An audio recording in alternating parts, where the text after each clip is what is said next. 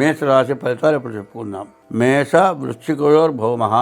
మేష వృశ్చిక రాశులకి కుజుడు అధిపతి. అటువంటి కుజుడు అర్ధాష్టమంలో 4 ఉన్నాడు, ద్వితీయంలో గురువు ఉన్నాడు. ఇది చాలా ఇబ్బందికరం. ఎట్లా అంటే ఇప్పుడు ఈ మేషరాశికి ఉన్న పరిస్థితి ఏంటంటే గురువు శని పూర్తిగా బాగలేరు. 3 గ్రహాల వల్ల చాలా ఇబ్బందులు పడతారు. ఏమిటంటే ద్వాదశాష్టమ జన్మస్థం శని అంగారకో గురువు కుర్వంతి ప్రాణ సందేహం స్థాన చలనం ధనక్షయం. శని గురువు కుజుడు 12, 1, 2 రాశులు, 8, 4 రాశులు.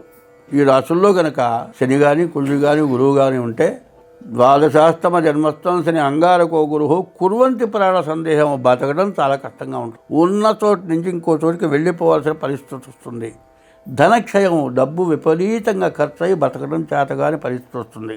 అటువంటి 3 గ్రహాలు శని కుజుడు రాహువు. శని కుజుడు గురువు. వీళ్ళలో ఇప్పుడు శని 2 ఉన్నాడు, కుజుడు 4 ఉన్నాడు. ఇందువల్ల చాలా విపరీతమైన కష్టాలు ఈ మేషరాశికి కనపడుతూ ఉన్నాయి. కాబట్టి ఈ రాశి వాళ్ళు చాలా జాగ్రత్త వహించాల్సిన అవసరం ఉన్నది.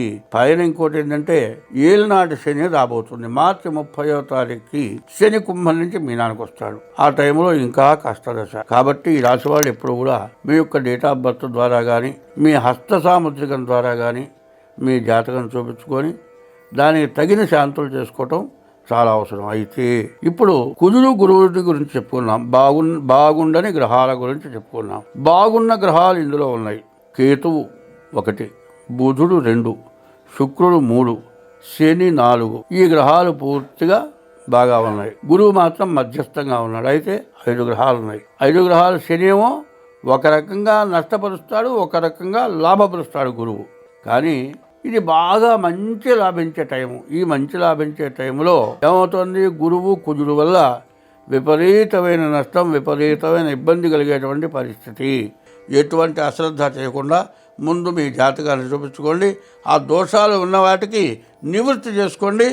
మీరు జీవితంలో కాని పనులన్నీ అయ్యి పూర్తిగా మంచి అభివృద్ధికి పొందుతారు. స్వస్తి.